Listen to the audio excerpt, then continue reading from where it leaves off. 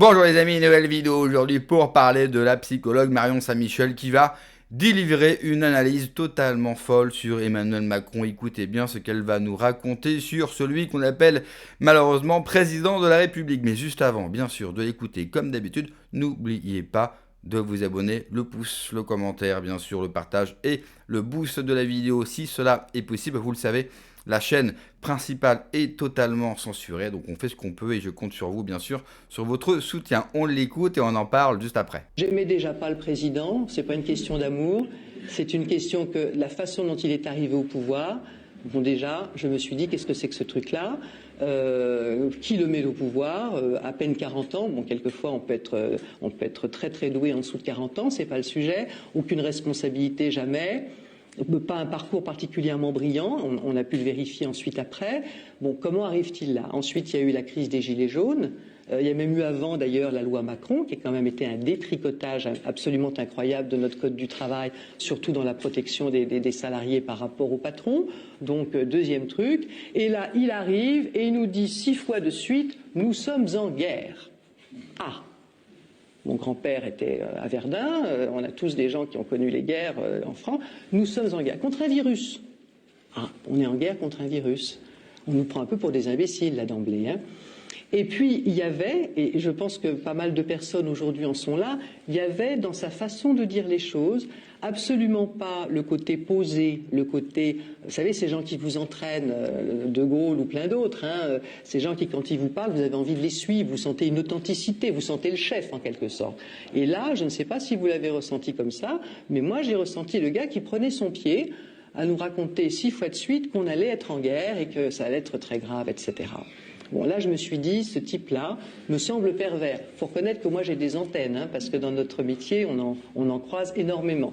Donc, mes antennes ont un peu frémi.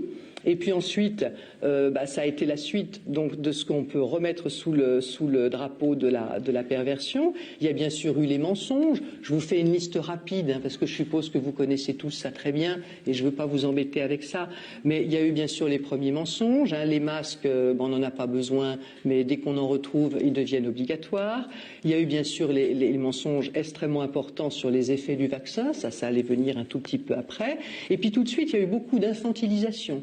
Je me souviens d'avoir été extrêmement choqué par les publicités. Vous vous souvenez, hein, cette dame de 70, peu importe à peu près, qui fêtait son anniversaire, les petits-enfants autour d'elle, etc. Et puis l'image suivante, elle est intubée à l'hôpital. Ça, on a encore eu des traces en cabinet sur les enfants, on en a encore des traces aujourd'hui, 5 ans après. Il y a quelqu'un, si vous la connaissez, si vous vous en souvenez, qui a tout de suite mis le doigt là-dessus en disant on va avoir des catastrophes. C'est Marie-Estelle Dupont, hein, je pense que vous la connaissez, ma collègue Marie-Estelle Dupont, qui était sur les plateaux télé et qui a tout de suite dit mais enlevez-nous ces trucs-là, c'est pas possible de culpabiliser les gens comme ça. Donc culpabilisation, y compris des enfants, infantilisation des adultes. Hein, avec les gestes barrières, prenez votre café assis, mais surtout pas debout, parce que les virus, vous savez, ça vole en escadrille, pardon, en espadrille. Bon, toutes les bêtises qu'on a entendues, hein, mais qui visaient, en fait, on a l'impression là aussi que c'était maladroit, que c'était... En fait, si vous reprenez toutes ces choses-là, c'était absolument pas maladroit. Chaque mesure qui ont été prises, chaque détail qui ont été donnés, sont extrêmement pensés. On a découvert après qu'il y avait des cabinets qui avaient donné des conseils, McKinsey ou d'autres, et c'est pesé, mais honnêtement, au gramme près, ces choses-là. C'était extrêmement subtil. Je vais vous prendre juste un exemple. Les confinements. Alors déjà, vous savez certainement tous dans cette salle que les confinements n'ont jamais été prévus dans les plans pandémiques que tous les pays du monde, et particulièrement en Occident, avaient mis en avant. Il y avait des plans, bien sûr, qu'est-ce qu'on fait si on a une épidémie et tout ça, comment on s'y prend. La chose qui était la moins recommandée, qui était même la plus interdite, c'était les confinements. Pourquoi ? On s'en doute et on en a vu le résultat, parce que le confinement, c'est l'arrêt de l'économie et c'est donc la ruine de plein de gens. À commencer par les petites gens, par les petits commerces, par les indépendants. Au hasard, les indépendants, c'est-à-dire, c'est pas du tout un hasard, les gens qui gagnent leur vie tout seuls, sans avoir besoin de l'État, sans avoir même de patron, de grands patrons dans une grande entreprise. Des gens qui sont totalement autonomes, donc pas très manipulables. C'est eux qui ont été les visés. Donc les confinements, c'est la dernière chose que l'on conseillait. Et bien sûr, ce que l'on conseillait partout, et ça, quelqu'un comme le professeur Perron en a parlé abondamment, dans ces cas-là, qu'est-ce qu'on fait? On isole les personnes malades. Dès qu'on repère une personne malade, on la confine, elle toute seule, on la soigne, on prend soin d'elle, et surtout, on laisse le plus possible l'économie fonctionner normalement. Là, on a fait tout le contraire.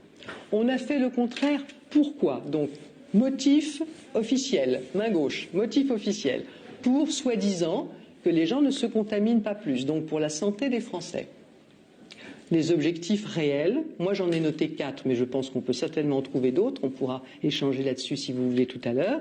Je pense que le premier objectif, et qui a été parfaitement atteint, a été de démoraliser les Français, et particulièrement les plus fragiles, comme d'habitude, donc énormément d'enfants. Vous vous souvenez du cirque dans les écoles?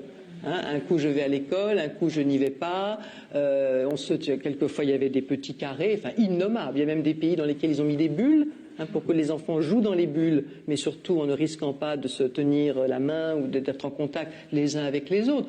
On est rentré dans la paranoïa du siècle en fait. On a eu affaire là à une psychose collective entretenue par nos gouvernements. Bon, et dans lesquels un certain nombre de gens sont rentrés, bien sûr.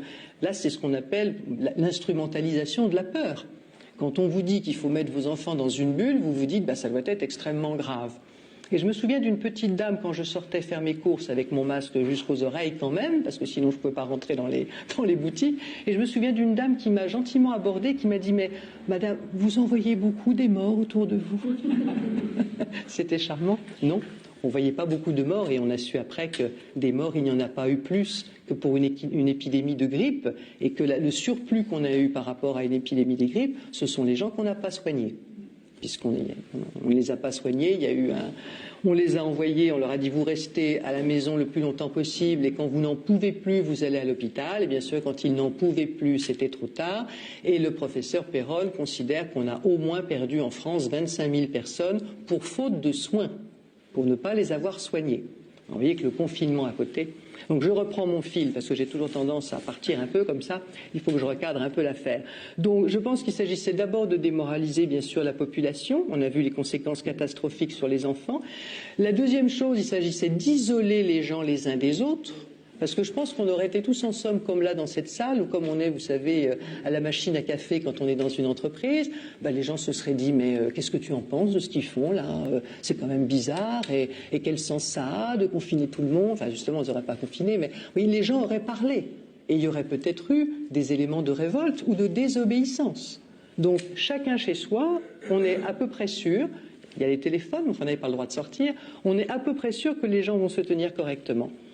Troisième point, c'est celui que j'ai évoqué tout à l'heure. Il s'agissait de détruire économiquement le tissu français le plus possible et de détruire économiquement le plus de gens possible. Vous savez que le taux de suicide a été considérable pendant la crise Covid et malheureusement il l'est encore, il n'est pas vraiment redescendu.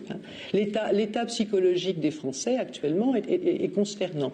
Et encore un élément de perversion, vous avez sans doute entendu dire, ce qui est vrai, que nous avons un plan 2025 pour la santé mentale des Français.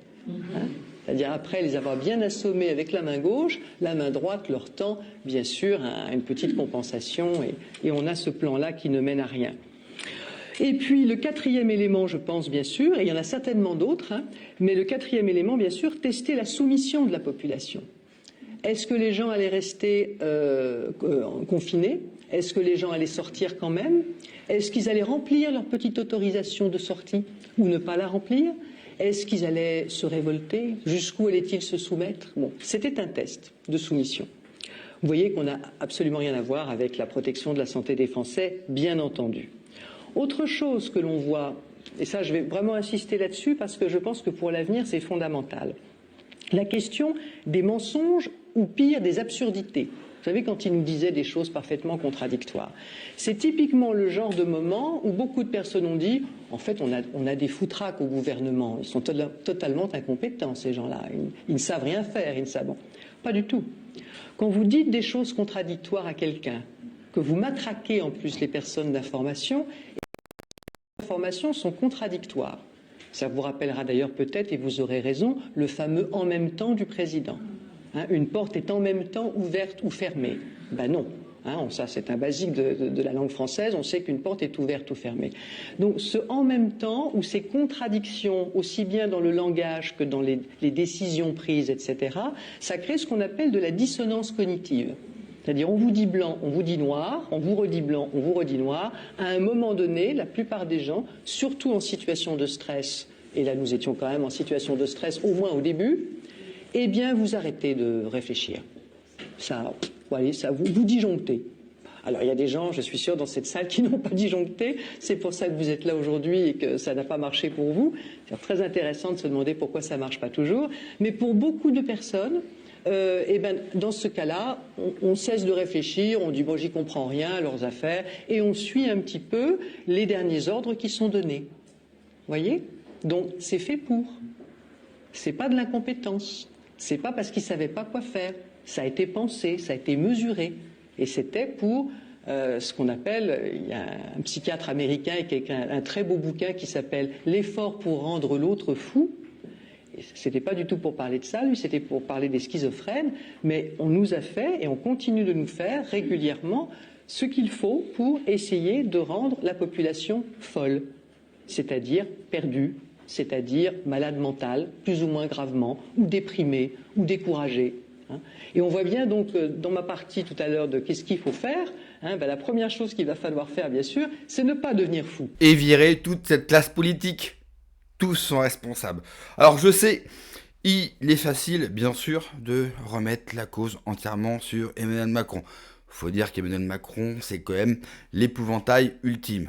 On ne voit que lui, et on ne peut entendre que lui. En même temps, il ne peut jamais s'empêcher, dès qu'il a un micro devant lui, de nous délester un mollard. Je salue, bien sûr, la prestation de cette psychologue. Ce qu'elle dit est tout à fait remarquable. Et cela a extrêmement bien fonctionné avec, il faut le dire, l'aval du plus grand nombre. Vous pouvez avoir Emmanuel Macron et toute cette classe politique qui a voulu, quelque part, domestiquer les Français et voir si cela était possible. Mais il faut aussi l'aval de la population.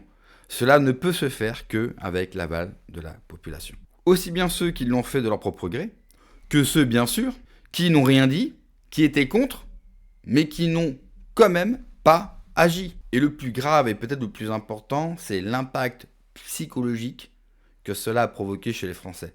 Je ne sais pas si on arrive encore. Alors, on l'a mesuré parce qu'on a pas mal de chiffres. C'est vrai que le taux de suicide en France est monstrueusement haut et surtout n'a pas baissé. Surtout chez les plus jeunes, il faut regarder chez les ados, par exemple, de 15 ans, 14 ans, 16 ans. Le taux de suicide a explosé. Donc je pense qu'on ne se rend pas peut-être encore compte de l'impact des mesures de la crise sanitaire sur la psychologie aussi bien des adultes et des grands. Et tous ceux qui disent, parce que je sais que c'est un discours aussi qu'on peut pas mal entendre, cela ne peut pas se reproduire, les gens ont très bien compris, je ne serais pas aussi convaincu. Regardez par exemple avec le narratif de la guerre et de la guerre en Ukraine, eh bien ce narratif-là fonctionne. Il ne faut absolument pas surestimer la puissance des médias mainstream. Même si je vais faire du en même temps macronien, sur Internet, on n'arrête pas de vous répéter que nous prenons de plus en plus de place et qu'aujourd'hui, nous pouvons rivaliser avec eux. Non. J'aimerais beaucoup, mais aujourd'hui, faut être honnête, la télévision, la presse, la radio est encore omniprésente dans la tête des Français et ils sont suffisamment puissants pour installer n'importe quel narratif. Je pense qu'il faut encore du temps pour que la digue cède et que les gens comprennent.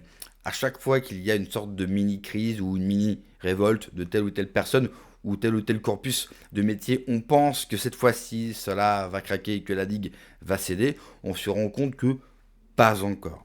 Je sais, c'est extrêmement énervant, mais il faut nous armer de patience, continuer notre vie et malgré ce qui se passe d'un point de vue politique, d'un point de vue sociétal, être heureux, aller chercher et fabriquer son propre bonheur, son propre cocon. Et quand on aura besoin de vous, eh bien, il faudra bien sûr y répondre présent. Merci d'avoir regardé la vidéo, les amis. N'oubliez pas de vous abonner, le pouce, le commentaire, le boost, bien sûr, de la vidéo. Prenez soin de vous, que Dieu vous protège. Allez, ciao.